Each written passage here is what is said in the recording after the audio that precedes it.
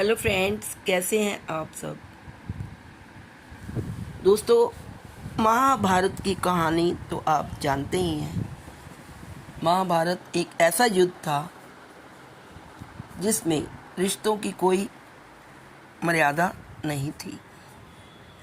महाभारत का युद्ध क्यों हुआ, इसके लिए कौन जिम्मेवार है और महाभारत में कौन कौन से किरदार थे जिन्होंने महाभारत की कहानी को युद्ध तक, कौन कौन से ऐसे किरदार हैं जो कि महाभारत के युद्ध के लिए जिम्मेवार हैं, यानी कौन कौन सी ऐसी गलतियां थी जिसके कारण महाभारत का युद्ध हुआ। तो महाभारत में द्रौपदी का एक बहुत ही इम्पोर्टेंट करैक्टर है। द्रौपदी के जीवन और चरित्र को समझना बहुत ही कठिन है। द्रौपदी का चरित्र बहुत ही उलझा हुआ था। उन्हें सिर्फ श्री कृष्ण ही जान सकते थे, क्योंकि द्रौपदी श्री कृष्ण की मित्र थी। मित्र ही मित्र को समझ सकता है। आज हम आपको द्रौपदी की कुछ ऐसी गलतियों के बारे में इस वीडियो में बताएंगे जिससे यह साबित होता है कि महाभारत की संपूर्ण कहानी द्रौपदी के कारण बदल गई।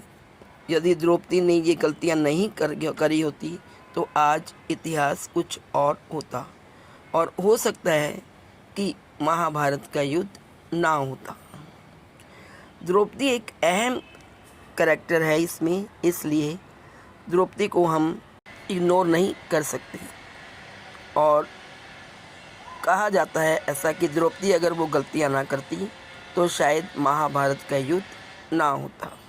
तो आइए जानते हैं कौन थी द्रौपदी की गलतियां जिसके कारण महाभारत का युद्ध मच गया, यानी शुरू हो गया।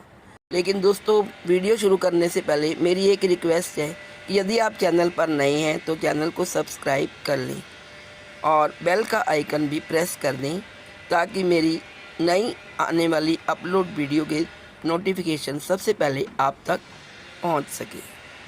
तो चलिए चलते हैं अपनी वीडियो की तरफ और जानते हैं महाभारत के युद्ध के लिए द्रौपदी कैसे जिम्मेवार थी। सबसे पहली गलती जो द्रौपदी ने की थी वो थी स्वयंवर में कर्ण का अपमान करना। द्रौपदी कर्ण को पसंद करती थी, लेकिन जब उसे पता चला कि कर्ण तो सूत पुत्र है तो उसने अपना इरादा बदल लिया और उसने कर्ण को स्वयंवर में भाग लेने से मना कर दिया। और दूसरा, उसने कर्ण को भरी सभा में बुरी तरह अपमानित किया। यदि वे ऐसा नहीं करती तो परिणाम कुछ और होता। अब जो दूसरी गलती थी वो थी कि द्रौपदी ने पांचों पांडवों की पत्नी बनना स्वीकार कर लिया। जब द्रौपदी का स्वयंवर हुआ तो अर्जुन उसमें जीत गया। प्रतियोगिता को अर्जुन ने जीत लिया, लेकिन कुंती के कहने पर या स्वयंवर के बाद युधिष्ठिर और वेद व्यास जी के कहने पर कुंती ने केवल अर्जुन नहीं बल्कि पांचों पांडवों को अपना पति बनना स्वीकार कर लिया, यानी उनकी पत्नी बनना उसने स्वीकार कर लिया और उसने पांचों पांडवों से विवाह कर लिया। यदि वो ऐसा नहीं करती तो आज शायद इतिहास कुछ और होता। जो तीसरी गलती थी वो युद्ध के लिए प्रेरित करना। जब द्यूत क्रीड़ा में पांडव हार गए और वो जुए में उन्होंने द्रौपदी को भी हार दिया तो दुर्योधन और दुशासन ने मिलकर द्रौपदी का चीरहरण किया। अपने चीरहरण के बाद द्रौपदी ने पांडवों से कहा कि यदि तुम दुर्योधन और उसके भाइयों से मेरे अपमान का बदला नहीं लेते तो धिक्कार है तुम्हें। द्रौपदी पांडवों को उकसाती रहती थी कि वो कौरवों से बदला ले और द्रौपदी ने पांडवों से ये भी कहा कि मेरे केश तब तक खुले रहेंगे जब तक कि दुर्योधन के खून से इन्हें मैं धो नहीं लेती। उसने ये प्रतिज्ञा की थी। ऐसे में भीम ने कसम खाई कि मैं दुर्योधन की जांघ को गदा से तोड़ दूंगा और दुशासन की छाती को चीरकर उसका रक्त पान करूंगा।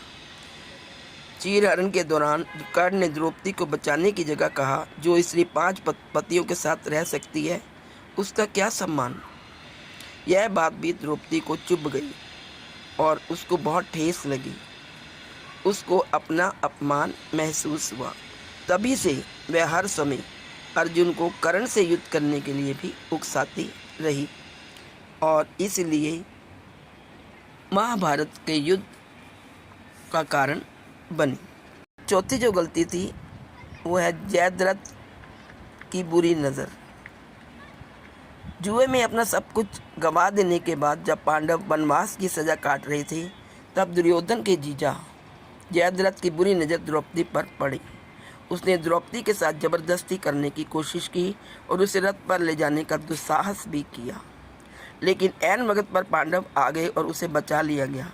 पांडव वहीं पर जयद्रथ का वध करना चाहते थे, लेकिन द्रौपदी ने पांडवों को ऐसा करने से तो रोक दिया, जो कि उसकी बहुत बड़ी गलती थी। द्रौपदी ने जयद्रथ के सिर के बाल मुंडवाकर 5 चोटियां रखने की सजा दी और सभी जनता के सामने उसका घोर अपमान किया। जयद्रथ किसी को अपना चेहरा दिखाने के लायक नहीं रहा और हर पल अपमान को सहता रहा।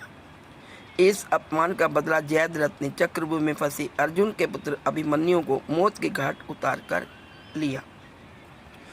तो जयद्रथ का अपमान कराने की भी बहुत बड़ी गलती की द्रौपदी ने। सबसे लास्ट और 5वीं गलती थी उसकी, और वो थी दुर्योधन का अपमान। द्रौपदी ने इंद्रप्रस्थ में युधिष्ठिर के राज्य अभिषेक के समय दुर्योधन को कहा कि अंधे का पुत्र भी अंधा। जब वह एक तालाब में गिर गया, उसको फर्श समझकर वह जा रहा था, लेकिन उसमें वो गिर गया। तभी द्रौपदी ने दुर्योधन से कहा, अंधे का पुत्र भी अंधा, और उसने उसका बहुत मजाक उड़ाया। बस यही बात दुर्योधन के दिल में तीर की तरह धंस गई। यही कारण था कि द्यूत क्रीड़ा में उसने शकुनि के साथ मिलकर पांडवों को द्रौपदी को दांव पर लगाने के लिए राजी कर लिया।